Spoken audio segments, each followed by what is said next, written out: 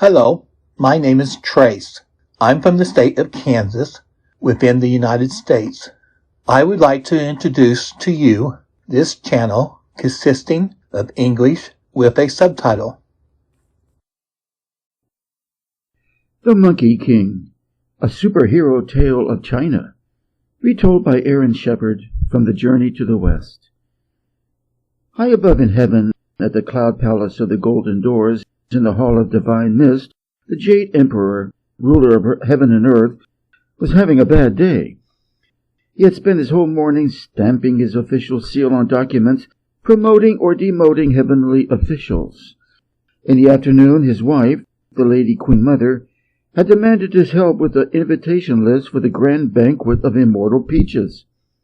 And now both the Dragon King of the Eastern Sea and Yama, Lord of the Dead, stood before him complaining of some kind of monkey who had become immortal, with power enough to threaten them both. "I'll see to it at once," said the Jade Emperor. "Now both of you, please return to your kingdoms." No sooner had the Dragon King and Yama left the hall than the lieutenant rushed in and bowed to the ground. "Your Majesty, there's trouble at the East Gate. A talking monkey arrived there an hour ago and demanded entrance. 4 of our guards engaged him in combat, but he's holding them all off with a simple staff." "Indeed," said the Jade Emperor, raising an imperial eyebrow. "This must be the monkey immortal that was reported to us." He turned to his commander-in-chief, the heavenly general of mighty miracle. "Round up the 12 thunder generals and arrest the fiend." But the spirit of the great white planet Venus stepped forward and said, "Your Majesty, as your chief minister, I must point out that this monkey's deeds may not yet merit such a response. Would it not be better simply to invite him into heaven and offer him a position? Then we could keep an eye on him and avoid further trouble." "An excellent idea," said the Jade Emperor. "You may go at once to extend the invitation." The great white planet soon returned with Monkey and bowed low before the celestial throne. "Your Majesty, I have brought the immortal."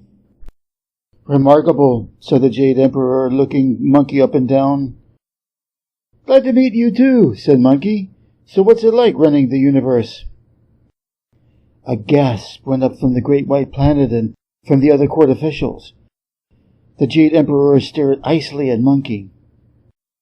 "In light of your primitive background and the recentness of your arrival, I will overlook your ignorance of court etiquette." "Thank you, Your Majesty," said Monkey. "I knew we'd get along." "Now, in regard to a post," said the Jade Emperor, "my officials tell me the only current vacancy is as a supervisor in the imperial stables." "Sounds important," said Monkey. "I'll take it." "Very good," said the Jade Emperor. "Henceforth, your title shall be Protector of Horses." "Protector of Horses?" said Monkey dreamily. "Thank you, Your Majesty." And as the great white planet pulled him quickly from the hall, he called back, "You won't be sorry." "I'm not so sure about that," muttered the Jade Emperor. Havoc in Heaven. At the imperial stables of the Jade Emperor, a banquet of welcome and congratulation was being held for the new Protector of Horses. In just a few weeks of Monkey's care, the 1,000 heavenly coursers and chargers had begun to grow sleek and muscular. The officials under him liked him as well, and so had gathered in his honor. "What a wonderful feast," said Monkey as he sampled all the dishes. "I certainly like the food here in heaven." "This isn't bad," said his chief assistant wistfully. "Still, it's nothing compared to the food at the grand banquet of immortal peaches." "What's that?" asked Monkey. "Each year the Lady Queen Mother holds a banquet at the pavilion of the Jade Pool. Her guests all dine on immortal peaches grown in her orchard." Each peach has ripened for 9,000 years and adds that many years to the life of the one who eats it. And for dessert, they have pills of immortality, made from elixir of life, refined by Lord Lao Tzu in the crucible of the 8 trigrams. A single pill will guarantee eternal life. I can hardly wait, said Monkey. When is the banquet? Today, said the assistant. But I haven't had an invitation, said Monkey. Of course not, said the assistant. Your post is too low. What do you mean? Said Monkey in alarm. I thought protector of horses was a high-ranking position. On the contrary, said the assistant. It's so low it has no rank at all. Monkey was stunned. So that's what they think of me, is it? Me, the Monkey King? Well, I won't stand for it. I'll go to the banquet whether they want me or not. He rushed outside, somersaulted onto a cloud, and sped off. At the pavilion of the Jade Pool, servants ran about, busily setting the tables. From where he had landed nearby, Monkey could see trays loaded with immortal peaches and bowls brimming with pills of immortality. Monkey's mouth watered. I won't bother waiting for the other guests, he said. Change! And he became an exact image of the spirit of the great white planet Venus. Monkey stepped into the pavilion and announced in the chief minister's voice, A command from the Jade Emperor. You are all to go to the Cloud Palace of the Golden Doors for further instructions. What in heaven could that be about? Said the head steward. All right, we better not dally. And all the servants rushed off. As soon as Monkey was alone, he changed back to himself and started grabbing peaches right and left. They tasted so heavenly. He wanted to eat them all. But since there were so many, he took just a bite or two from each one. He guzzled the jade juice and bolted down whole plates of delicacies, and he popped pills of immortality into his mouth like peanuts. At last, he said, a feast fit for a Monkey King. At the Cloud Palace of the Golden Doors, in the Hall of Divine Mist, the guests of the Lady Queen Mother had gathered to await the grand banquet of the immortal peaches. Nearly all of the most important divinities were there, including ministers from all departments of the heavenly administration, heavenly generals, many star and constellation spirits, and a number of bodhisattvas and immortals. Seated beside the Jade Emperor and the Lady Queen Mother were Lord Lao Tzu, Supreme Patriarch of the Way, and Kuan Yin, most compassionate bodhisattva and goddess of mercy. As the Jade Emperor conversed with the guests, the head steward entered and bowed low before the celestial throne. Your Majesty, your servants are assembled outside the hall, awaiting your instructions for the banquet.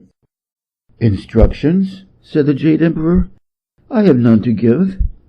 But your Majesty, said the steward, the venerable spirit of the great white planet Venus commanded us in your name to come and receive them. The great white planet has been here the whole time, and I gave no such order. The Jade Emperor turned to his commander-in-chief, the heavenly general of mighty miracle. Go at once to the pavilion of the Jade Pool and find out what's behind this, and take along the 12 Thunder Generals in case there's trouble. At the pavilion of the Jade Pool, Monkey had eaten as much as he possibly could and was patting his stomach in satisfaction. But a moment later he looked nervously at the scene around him. I don't think I'll win any friends this way, he said.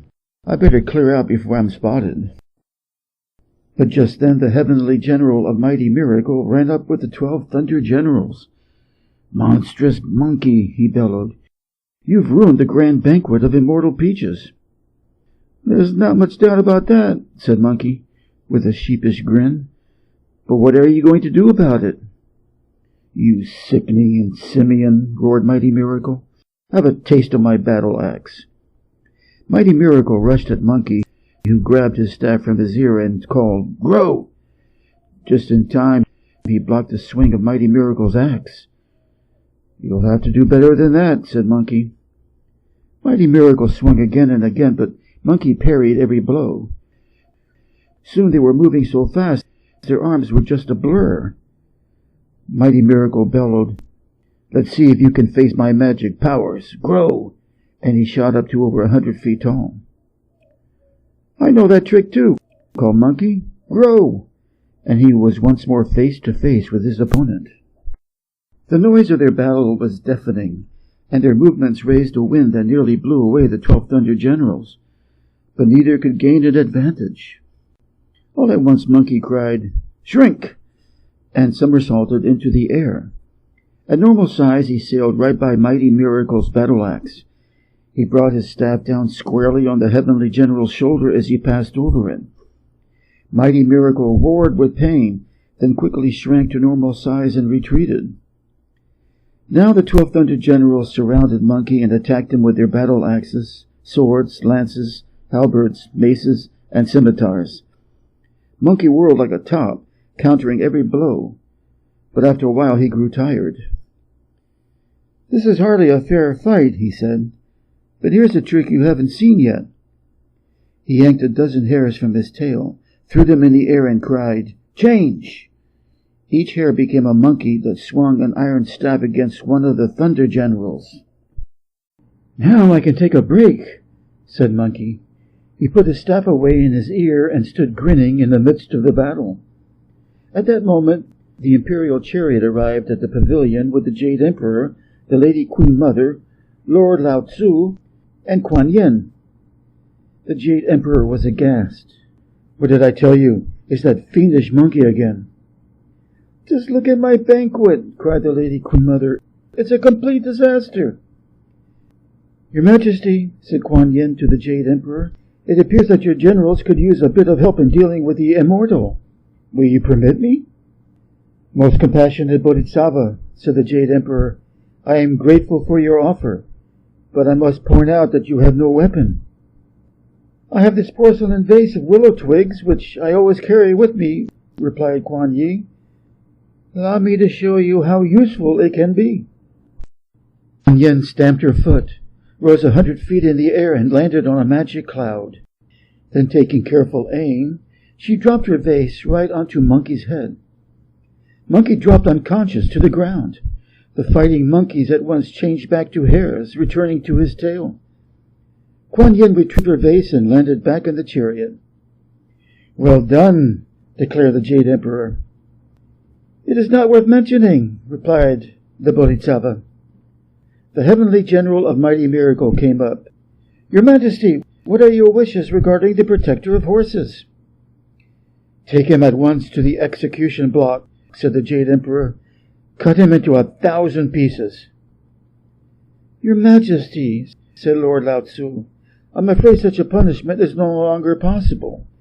After eating so many of my pills of immortality, his body must be as hard as a diamond. No weapon could pierce or even scratch it." "Then what are we to do with him?" asked the Jade Emperor in dismay. "Perhaps I can be of service," said Lao Tzu. "Hand him over to me, and I'll heat him in my crucible of the 8 trigrams. In just an hour his body will be consumed to ash, and at the same time I can recover my elixir." "I accept your kind and considerate offer," said the Jade Emperor. "We will return to the palace to await word of your success."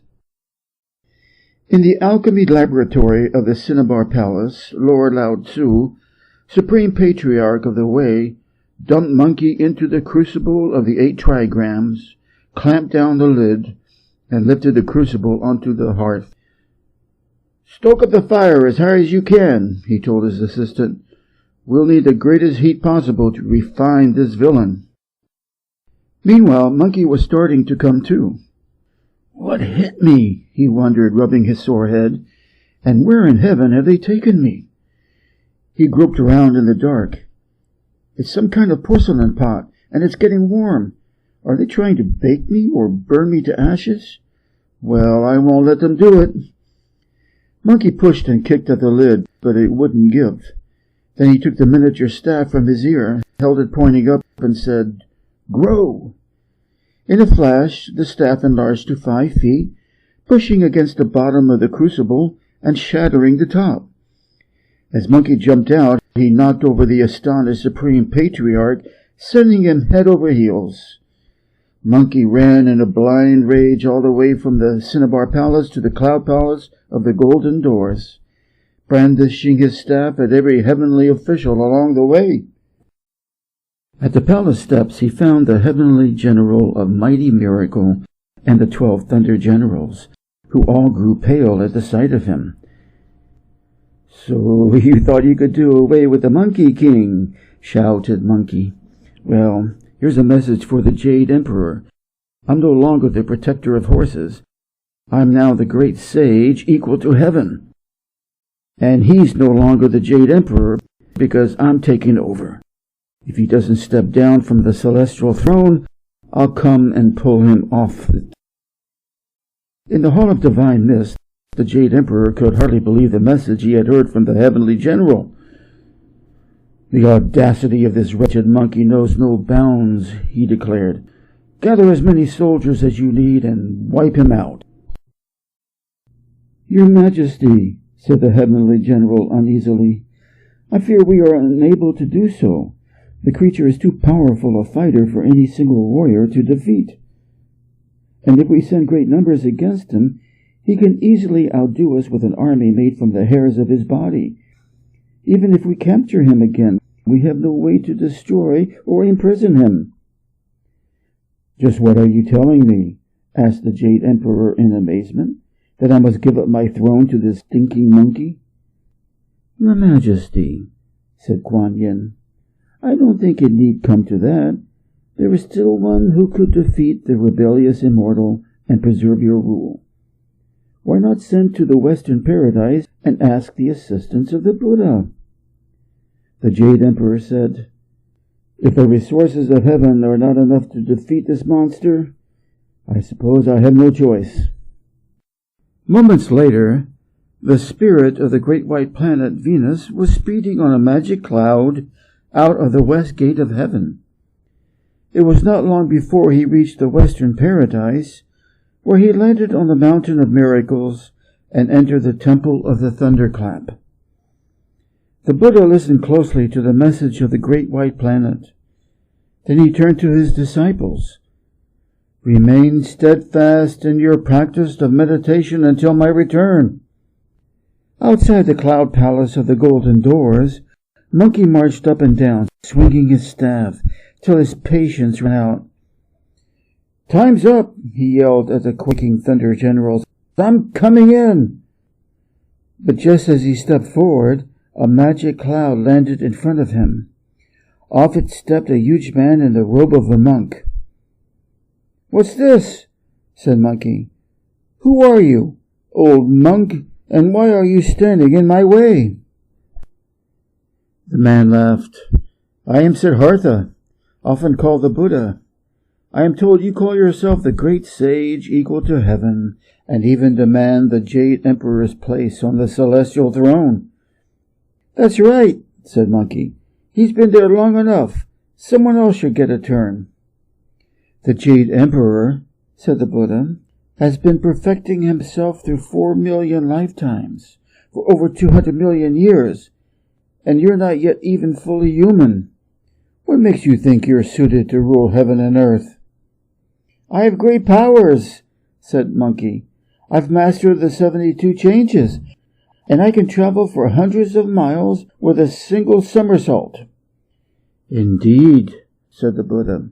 "Then could you stand on the palm of my hand and somersault clear out of it?" Monkey stared at the Buddha. "Enlightenment must have addled your brain. I just said I can somersault hundreds of miles. How could I not jump out of your palm?" "Then wager with me," said the Buddha. "If you get off my palm with a single somersault, the celestial throne will be yours. I'll just tell the Jade Emperor to come live with me in the Western Paradise. But if you don't make it off my palm, you'll return to earth and leave heaven alone." "You can make good on your promise?" asked Monkey. "Certainly," said the Buddha. "Then you're on." Monkey put away his staff and jumped onto the Buddha's palm, which was the size of a lotus leaf. Then he gave the mightiest leap of his life. Head over heels, Monkey tumbled through the air, spinning like a windmill for hundreds, thousands of miles. At last he came to 5 olive-colored pillars reaching high into the sky. This must be the end of heaven, he told himself, and he landed at the base of the middle pillar. That bet wasn't hard to win, but I better leave behind some proof. He plucked a hair from his tail and said, "Change!" The hair turned to a writing brush filled with ink, and Monkey wrote on the pillar, "Monkey was here." He returned the hair to his tail, gave another mighty leap, and moments later landed back in the Buddha's palm. "All right, old monk," said Monkey.